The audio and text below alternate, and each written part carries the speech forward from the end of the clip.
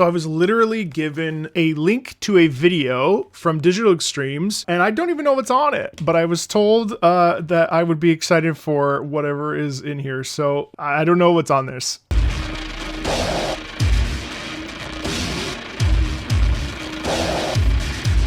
Holy sh...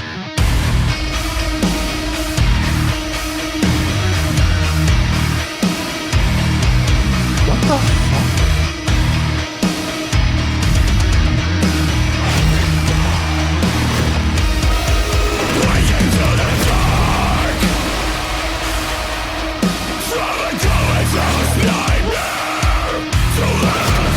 What the fuck?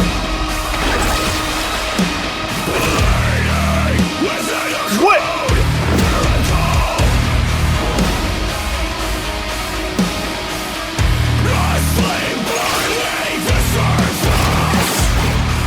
What the?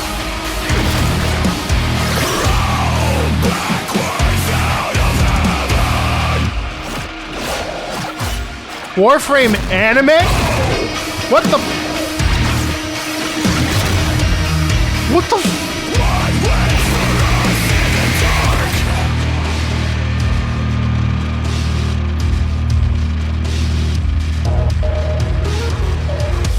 What am I looking at? What is this?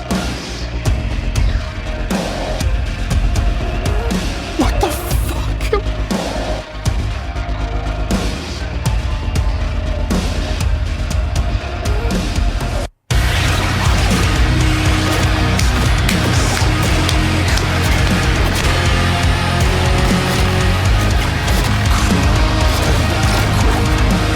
What the?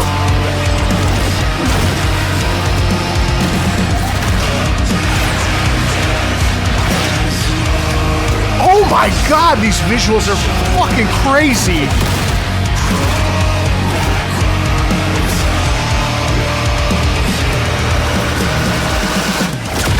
Jesus! Holy shit! Oh my god, the... Is that...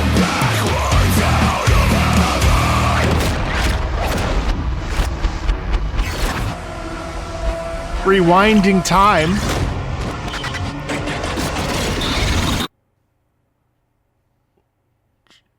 What? What? Jade Shadows Constellations? Is this Jade Shadows? So, Stalker, a sentient Hunhow. Wait, what the fuck did I just watch? Is this an anime? Wait, this is the next content update for Warframe. Wait, what?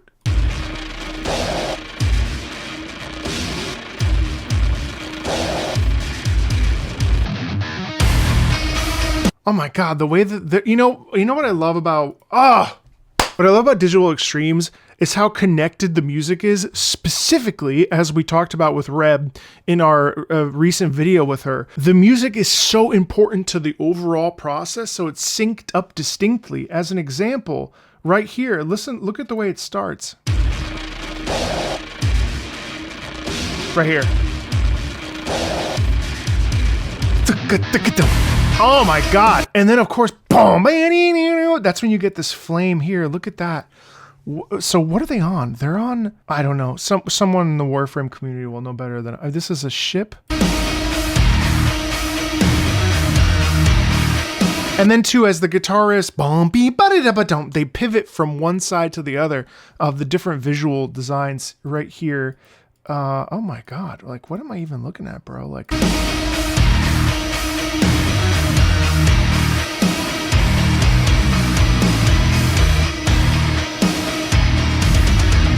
I love this. So all of that is just like that crunch and that press. Oh my god, it's so visceral. Holy fuck.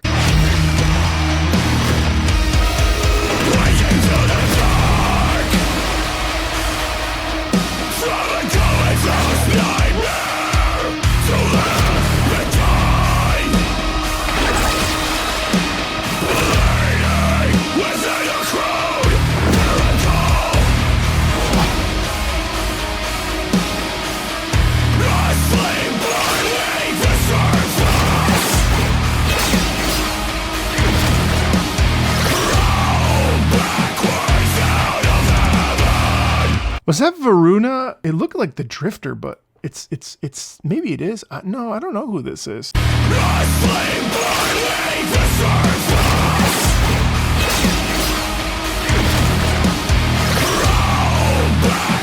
Wait, no. Is that Stalker? No, bro, I don't. It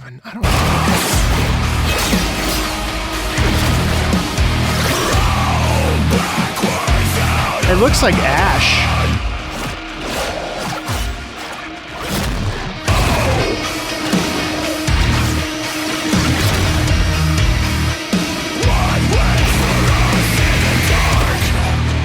And what is this cosmic? Oh my god, bro. No, I think one of these is Uriel.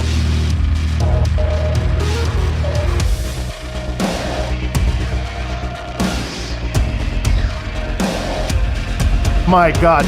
The visual, so I'm like knee deep in an anime arc right now, and I love space anime very much, and Evangelion is like one of my like favorite anime ever made, period. And I'm getting like major like Gundam, but like humanoid Gundam, obviously, like Gundam mixed with Evangelion. Oh my god, what this is insanely clean. And I love how there's this space in the music as you're just watching these two, the Jade Shadow's green and red colors intertwine and climb in unison. And so we have this pullback in the music, which is very subtle.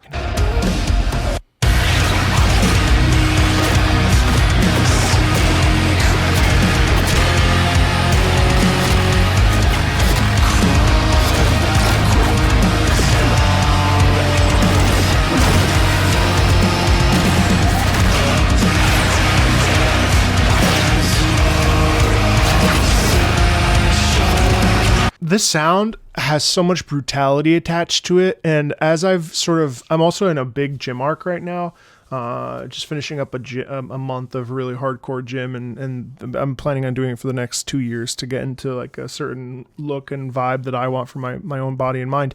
And this music style is one that I wasn't as keen on, say, even 3 months ago. But now, over time, I've become more and more like I need this kind of sound to tap into the primality of my own body and my own mind and my own sort of spirit, my own masculinity, my own like search for the power in myself. And this is insane. This is ERRA. Yeah, I'm looking forward to interviewing them as part of this particular video.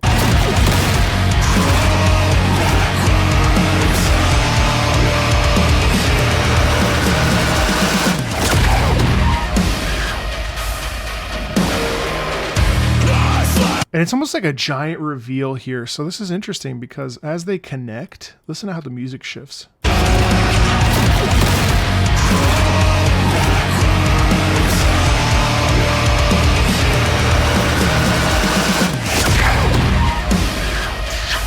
And then the reveal of the sentient.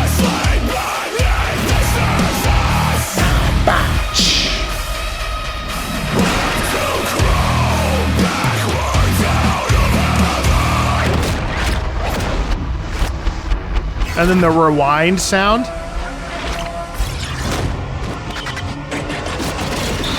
Jade Shadows Constellations. Bro, I've got goosebumps. I don't, what is going on?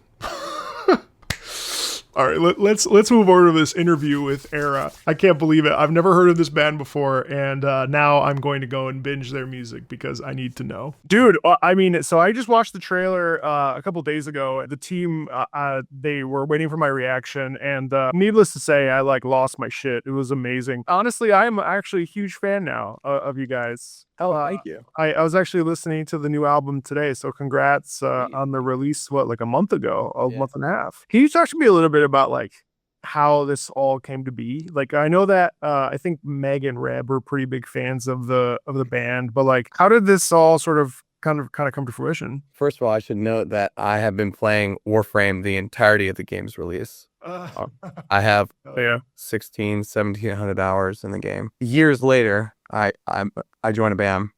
I'm still playing Warframe. I was familiar with Megan and Reb and the Digital Extreme studio. I played, was it Dark Sector on PS2 back in the day? Yeah. I think I just saw them on social media saying that they were familiar with our music and enjoyed us and whatnot. I was like, oh, that's awesome. I love those guys. I don't know who reached out first, but we got them to one of our shows in Toronto in like 2014 at Danforth Music Hall. Met them and got coffee. I got coffee with Megan and Reb. I was like, oh, they're great. They're honestly, they're exactly how I expected them to be. Like I appreciate that. Like I try, like how I am on an interview right now is hopefully exactly how I am in person. Like I like that consistency, and I got that from them. I was like, oh, they're just as fun and inviting as I thought they would be. They're awesome. Like a year after that, Reb inboxes me and she's like, hey, I have a wild and crazy idea. And I was like, I'm all for wild and crazy ideas. What is it? She said, long story short, he asked if we would be willing to partner with them to co-release like a piece of content using one of our songs. And I was like, where do I sign? And then I made an email chain with the rest of our team, got all the business and legal side taken care of first, and then we started working. It was awesome. When was that? Was that 2015? What did I say? Did I say 15? I meant 20. You said 14 that they came into our show. 2024. Oh. I do that all the time. I was about to say, damn, this has been cooking. No. Because I know you guys have been a band. The game came out in 2020. 2013. Yeah. Cool. So it's been pretty recent. I mean, like that's amazing. Was that like a full circle moment for you where you were like, oh, we had a song called Eidolon. Sick. And they have a character named ERRA. So that's right. Literally Destiny. I mean, it's on my forehead. That's right. Not related, but both related. Not related, but also related. Can you remind me, JT, what your role is in ERRA? Are you the singer? Screamer, yeah. It's some singing, but we have a guitar player, Jesse Cash, who does the majority of like the singing, and he also plays guitar. We're obviously going to talk about the trailer, but since Silence Outlives the Earth is like a brand new thing too. So when we have singing and screaming, that's both of you separate, or? Yeah, it depends who you're talking to. Like if you want to be technical about it, I do actual, we call it clean singing. Yeah. But majority of somebody would call me like the harsh vocalist. Yeah. Or the screamer. But I do more than just yelling at you. I do sing I do like proper singing. I'll do like pitch screaming. So scream with pitch. Yep. And then I'll do actual like harsh vocals, heavy vocals. We're both singers in that regard. But yeah. Depends who you talk to. Some people would say he's not a singer. He's the screamer. Hey, listen, there's when I was like studying opera, because I was an opera singer for 14 years, and they used to talk about just this beautiful screaming at the end of the day, like especially because we don't use mics and stuff, so it's all just like, you know. I love to project. I'm all for it. Yeah. Yeah, you gotta toss that to the back of the hall. I've been known to be a Pavarotti my day. Oh yeah. When you guys sat down to create this incredible trailer, like honestly, I was gobsmacked. My mouth was on the floor. What was the dude? So question. So music is such a big part, and I just interviewed Reb a couple weeks ago, and we were talking about this very thing and how much and how important and how cohesive the musical landscape is for their storytelling beats. And in a trailer like this, were you guys matching the picture, or did you have a discussion about how certain things were going to happen at certain moments? Like, what was the sort of thought process beyond that? No, they really just, they pretty much steered the ship 100%. We were just on board for whatever. I'm really the only one in the camp that was familiar with the game. Right. I mean, I wasn't worried anyways, but it was more of like me explaining to the team, like my team, like our manager, the label, and the rest of the band, like what is happening. Like, hey, this is Warframe. This is what they do. This is what they've done before with like this type of content release. This is kind of how it's going to go. And then Reb also explained that from the studio side, and they had a full vision of what the content drop was going to be, why they were choosing that song, the duality between the two characters, which matches the song pretty well. It was just like one of those things like, hey, we're going to do all these things and you just got to say yes or no. And I was like, yeah, where do I sign? Well, it's amazing though, because like it all fits. Like there's a moment right at the end where the sentient comes down and there's this big shift musically, and that part I was like, whoa. And then when there's also the part of the beam of light when they're flying up towards the surface, and it's just like, yeah, I mean, huge Goku versus Frieza vibes, you know, which I'm all in for. I mean, did you expect that any collab that you were ever going to do with Warframe was going to end up being like an anime? No, yeah, and I was just saying how I grew up listening to so much like AMV video, like on YouTube back in the day with Linkin Park is like always the band that comes to mind for those types of videos. Yeah, I watched those when I was like a teenager, and we've seen some overlap in our metal community with bringing back like that whole idea. Like bands are always trying to expand the universe of their stuff past just the music. Like they want to do art and logos and icons, and we've had bands do like full like story arc animes associated with the band. So this kind of like return to form is very welcomed, you know. I know that obviously you're obviously a gamer, but like, do you feel like this is a new domain for ERRA, maybe like tapping into the video game scene? Yeah, we've been trying to do it our entirety of our band. Yeah, how do I combine two of my favorite things in the whole world? You know, That's the sweet. that's the dream, you know. Yeah. Plus, like, I mean, there's tons of metal appreciation and music appreciation in video games in general. So it's like how do we tap into that? So yeah, I'm very, very grateful. Yeah, dude. It's definitely something that you know, I mean, I think a lot of people are gonna discover ERRA like I did for the first time and be really, I think, impressed and blown away. Obviously, like I don't know if you've been able to keep up with the patch updates for Warframe, but we've really It's hard.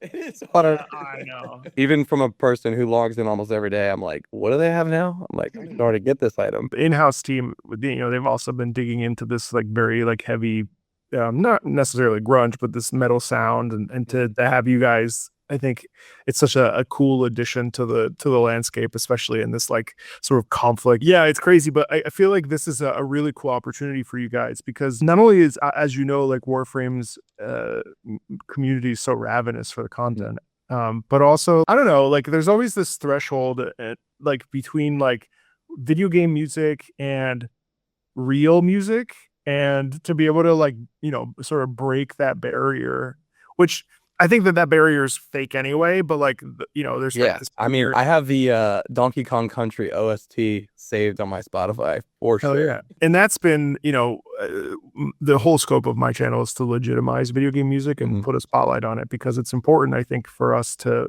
be having these conversations. And also, I was thinking not only when you're screaming, but also when you're, you know, when you guys are sitting down, really thinking about the pieces that you want to write. And even in the case for this piece, like how much emotion is going into that process? I would say it's fully emotion driven. I mean, you can tell when you listen to something that has no emotion. Yeah. It's felt or it's not, you know. If we put out music or if like anybody that creates puts out a piece of work and there's no emotional translation, then you kind of failed the task. Yeah, I mean, I've bled, cried, thrown up in a studio.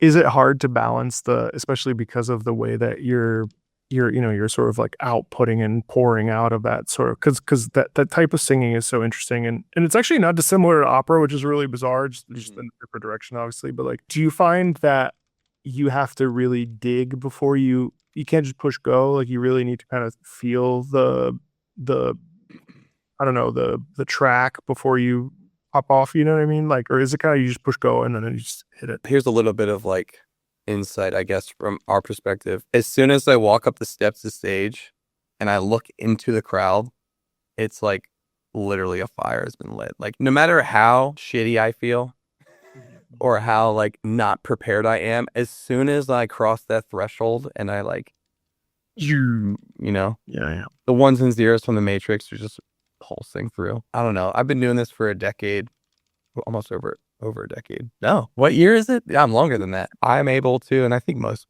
band guys are like this. You're able to kind of transition into the person or state that you need to be. You're in like performance mode. It's almost like putting on a mask. Yeah, the persona. Yeah, but for me, it's more of like I love to entertain people.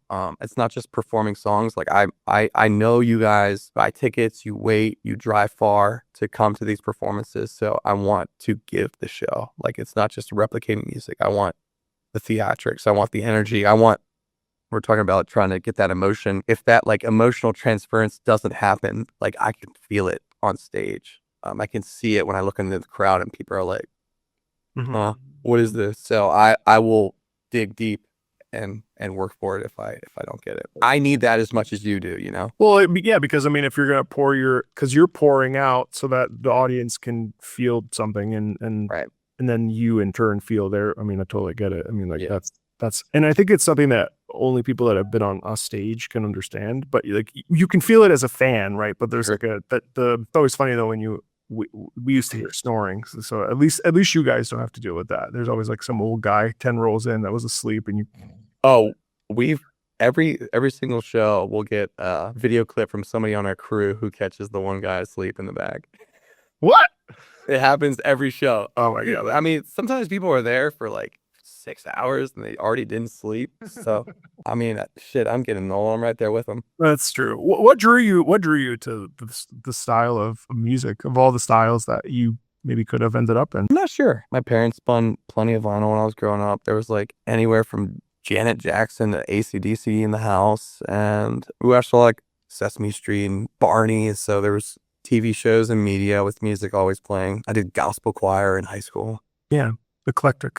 Yeah, I don't know why I really gravitated towards heavy stuff, but I remember hearing Stupefy by Disturbed when I was 11 and being like, whoa, what is this? And then, of course, if you fall deep enough in the rabbit hole, you're just always seeking for something like more aggressive or more technical or more melodic or whatever. And I kind of like a little bit of everything, but I think I like metal or heavy music because it is a good, accurate representation of how my brain operates 90% of the time. It's very chaotic and noisy. So it's like, oh, those are my people, you know? I was 15 minutes late to the previous interview because I was just playing video games spaced out.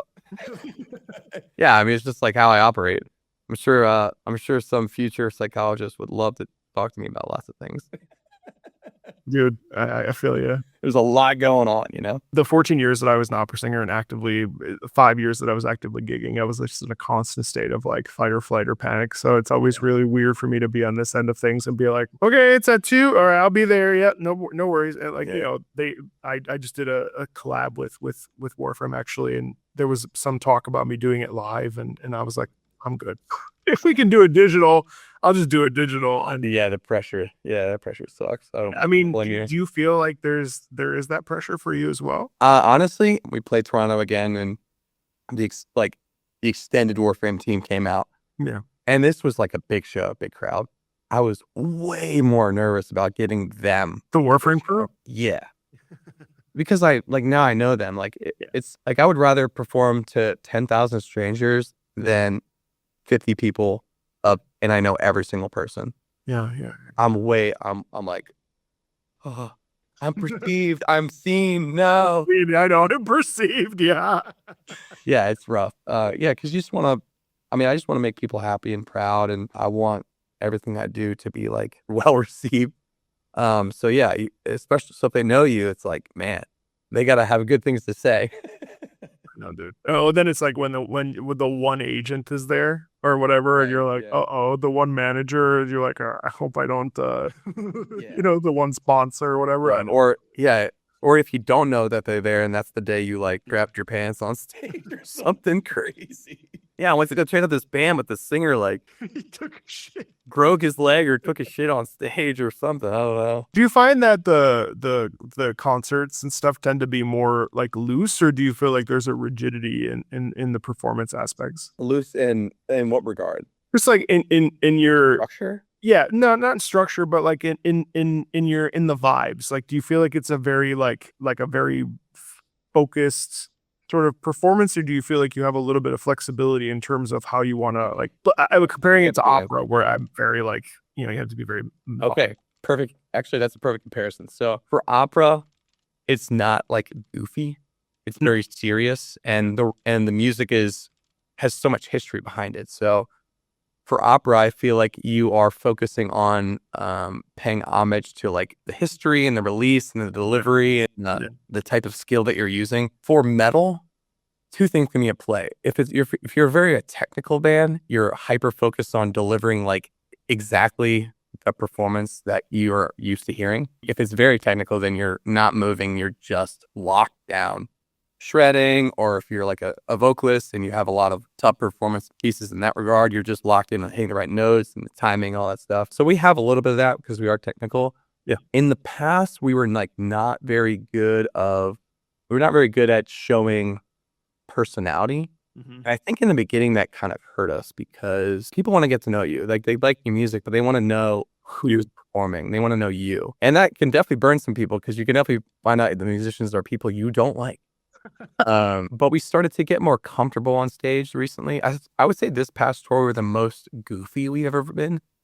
I don't know how the crowd or our fans feel, but we definitely feel more at peace with ourselves and more comfortable because we feel more authentic. And I think that can allow us to translate our live performance to be probably better because we're not overly thinking about how we look. We dressed up for the show a little bit, but we're like not worried about if we look goofy or how we're being perceived like from a non-musical point. We're just there to like enjoy ourselves and not try to overthink it. We've come to realize that people are just happy to be there and you don't need to like berate yourself on and off stage about how you're performing. You just need to go do your thing and try. Like effort is like, 99% of the battles most of the time. 1,000,000%. Also, if you make a mistake, like most of the time, nobody's going to notice. People don't really care. It's a live show. People know you mess up or whatever. It must be interesting, though, to have it be your music. And I feel like that's the thing that I never got to really have because I was always, having to be Pavarotti or be like, be the best version of Puccini's work or Verdi's work. Whereas like you guys are sitting in a place, you're writing music and then you're performing that music that you've written. And so it's like a real like transference of like, hey, this is what we created for you. I mean, right? Well, I actually have a small rebuttal for that. Tell me. So when I joined ERRA, I was the third vocalist. Okay. And the band I was in before ERRA, I was the second vocalist. And in that band, I was performing mostly somebody else's songs. I see. And when I joined ERRA, I was in the same boat. I was performing like 50-50 my songs and somebody else's songs. Yeah. So I've been in that position where I feel like I'm performing somebody else's work. And the thing that has helped like remove the stress that you just kind of conveyed was you have to make that music yours when you perform. Right. It's one thing to focus on who created it, but you are performing it, Right. And you have to make whatever you're doing, you have to make the song like yours for that moment, Yeah. Like there's a reason that you're the one doing it. Yeah, 1,000%. I mean, that's cool. I didn't realize that was the case because I mean, you understand it. I mean, it's a very interesting phenomenon when you're like. Now I've been in the band long enough where it is 90% of stuff that I actually was part of writing. But I mean, those songs are good too. I'm not going to knock them because I went to tell them I like those songs. Yeah. Yeah, you're definitely more connected when you're performing the music that you were like 100% of the creation process. And do you feel like the stuff that you did on this teaser really kind of was like the ultimate sort of your like whole body and soul with the singing in this? Yeah, because of your history with Warframe 2, I assume. Yeah, I mean, it's like that's the first Super Saiyan moment for me, like I've ascended. I mean, it literally looks like that in the video. So God, it's so good. I saw like the first gen with just like drawings and I was so jacked up about it. I was like, this is gonna be so sick. I don't even care if they don't like it. This is awesome. Dude, but like the oh my God, it's like it's just and what I love about metal and what I've started to uncover about metal, first of all, every opera singer likes metal. I argue. Really? Well, there's transference there because it's the same sort of like it's just a slightly more buttoned up version of it. But like we have to learn about vocal folds and false chord and false 1,000%. Like we all know the same stuff. We're just using it differently. We just use it differently. We still raise our south palates and lower our larynxes and good breaths. But there's something so visceral, I think, that I've really come to fall in love with metal music specifically, where it just is the most like. I don't know. It's like a primal, like true. It's true. You can't fake it. You just can't fake metal. It's so interesting. I definitely transform into like mentally a humanoid beast on the heavy songs. Like I want to look and feel scary because that is kind of the point. It's like a performance and I want to transition into the role that I think the song needs for this performance to be necessary. Yeah. So what did you embody when you were doing the stuff for this particular trailer? I'm just thinking of like, how would Kratos attack this? You know, like how would he force this inner power and rage out of him to you know, deliver these lines, and what do these lines mean and how, like, there's like a percussive nature to screaming, at least my style. So like I want you to feel those deliveries, and like I want those consonants come in, and when the phrasing happens, I want it to be completely purposeful. It's not just me like telling you words, like there's a reason that these words here in this time and this length, all that stuff. Well, like you said, I mean, it is actually technical. It is actually like there's your voice is an instrument, you know. Right. It's amazing too that you're able to do this stuff without, because I feel like I can barely sing a line without going hoarse. You know. Oh, I'm still sore. You recover, but I'm not gonna lie, like it's just like working out. Like, I mean, I've definitely had days where I've had to perform sick or sore. But yeah, you have to be careful. You have to be smart about it. It's just like overworking a muscle. Your brain too, like you're even coming home from tour, like I feel like I'm supposed to be on stage right now. Like it doesn't feel real. I got home like a day ago. Oh. So it's just decompressing. There's like a decompressing post show, and then there's like a post tour decompressing. And those are completely different. Which one's easier, decompressing or upping for a performance for a show? Oh, getting ready for the show is so much easier. Like You think so? My decompression takes like days, sometimes weeks. But then it's weird because like for, I don't know, people like us, your job revolves around like creating and performing for other people. Mm-hmm. So when you come home and you're not doing that, you kind of feel like a loser. Yes. So this like ebb and flow and up dips and valleys of like, I'm not making people smile or laugh, or like I don't hear any cheering. Like, did I do good, Dad? You know? Well, it's so true. Dude, even this YouTube channel though, like I don't upload a video. The metrics or the response are like, I failed. I'm Oh a my horrible. God, I'm a terrible person. Yeah. Yeah. Absolutely. I mean, I know DE, it probably has similar feelings. Like they want all their content to be well received, and they want their players to like what they're playing. So yeah, I can believe it could be probably a pretty thankless job sometimes in today's market. 1000%. Now, thankfully, DE has a consistent, cadence and pace that people really like. But I can't even imagine being a game dev. Yeah, I worked on this thing for 10 years, and my wife died in the process, and all my kids left me, and here it is. We hate it.